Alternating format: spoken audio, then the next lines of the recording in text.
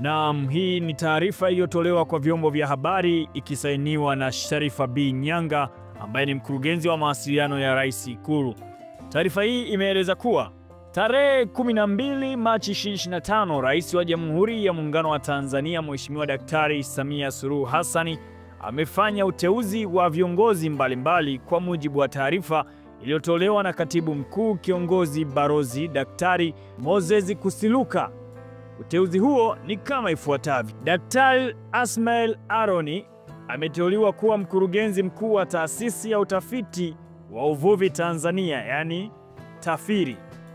Daktari Kimaeri ameteuliwa kwa kipindi cha pili.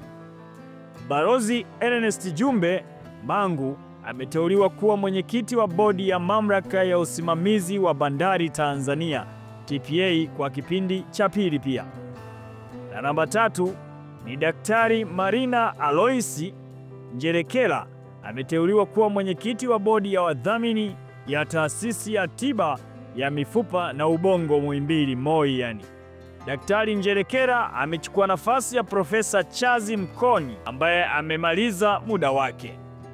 Bwana Juma Hassan Fimbo ameteuliwa kuwa mwenyekiti wa bodi ya Mamlaka ya Viwanja vya Ndege Tanzania TAA.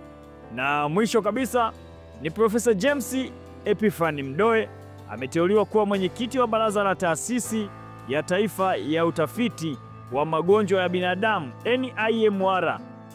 Profesa Mdoe amechukua nafasi ya Daktari Andrew Kitua ambaye amemaliza muda wake. Taarifa hii ya uteuzi mpya huu uliofanywa na Rais wa Jamhuri ya Muungano wa Tanzania imetolewa leo tarehe 12 Machi 2025 na kusainiwa na mkurugenzi wa mawasiliano ya Rais Ikulu ambaye ni Sharifa B. Nyanga. Endelea kufuatilia Gachii TV kupata taarifa zaidi, lakini nikukumbushe kama bado hujasubscribe, ubonyeze neno subscribe kisha alama ya kengele ili kupata habari zetu kwa wakati. Asante.